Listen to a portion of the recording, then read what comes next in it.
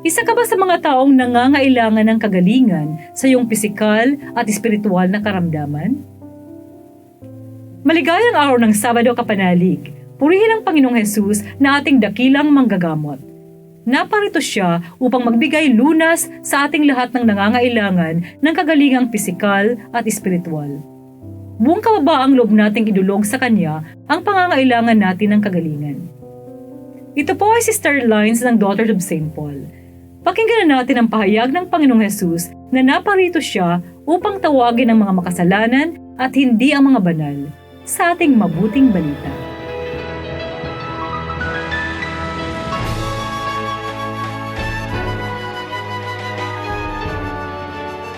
Pumunta si Jesus sa tabing dagat at lumapit din sa kanya ang lahat, kaya nagturo siya sa kanila.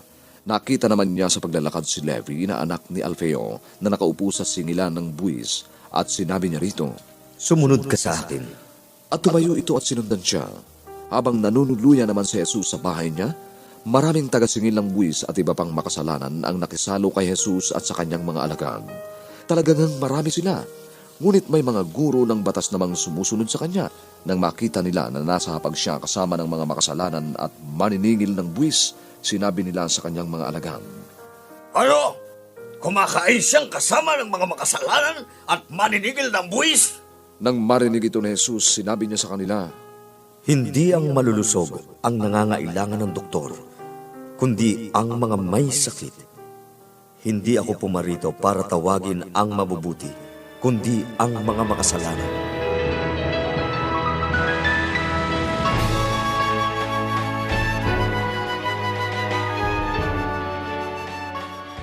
Nangangailangan ng manggagamot ang may karamdaman. Mga kapanalig, sino sa atin ang may pagkakamali, pagkukulang, kahinaan, kapintasan, kakapusan? Alam kong bawat isa sa atin may dinaramdam na sugat ng kahinaan. Maaari rin na tanggapin natin na nasasalamin sa ating kalooban ang karamdaman ng ating lipunan. Napakinggan natin ang inialay ng ating Panginoon na paghilom. Narito siya para hilumin, punan, patawarin ang ating kahinaan. Alam kong lahat tayo na pag-aralan ng Noli Me Tangere. Ito ang kathambuhay o nobela na isinulat ng ating pambansang bayani na si Gat Jose Rizal.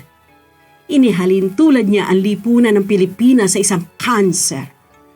Noong kapanahunan niya, ang bayang nagdurusa sa sakit na ayaw mapasaling, kaya pinamagatan itong "Huwag mo akong salingin" o "Touch me not", pagsasalarawan na may katotohanan. Mainam na gawing buhay ang mga tauhan sa kwento na nakikiusap sa mambabasa.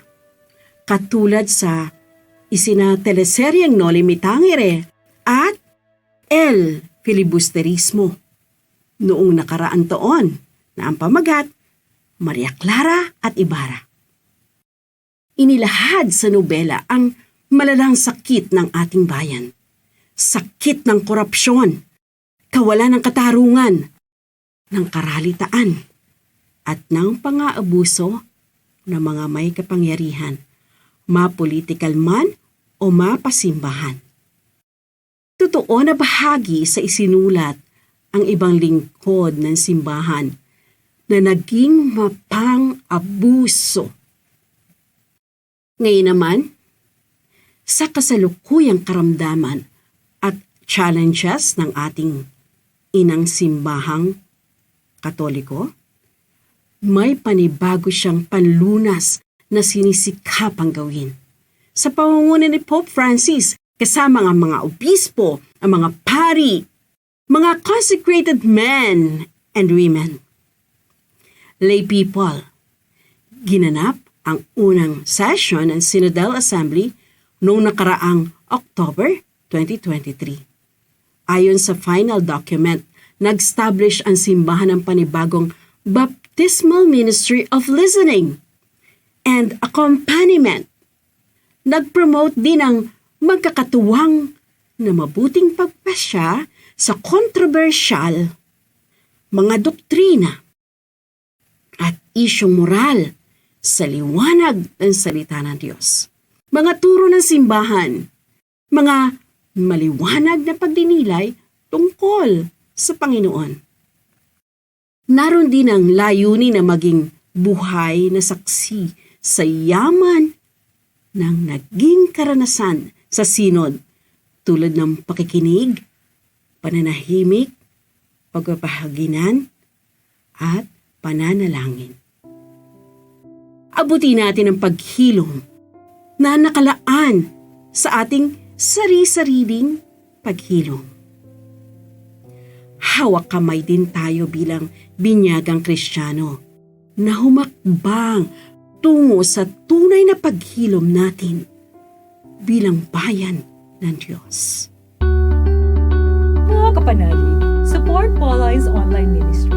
Subscribe, like, and follow us on Facebook, YouTube, Instagram, Twitter, TikTok, Spotify, Google, and Apple Podcast. Maraming salamat po.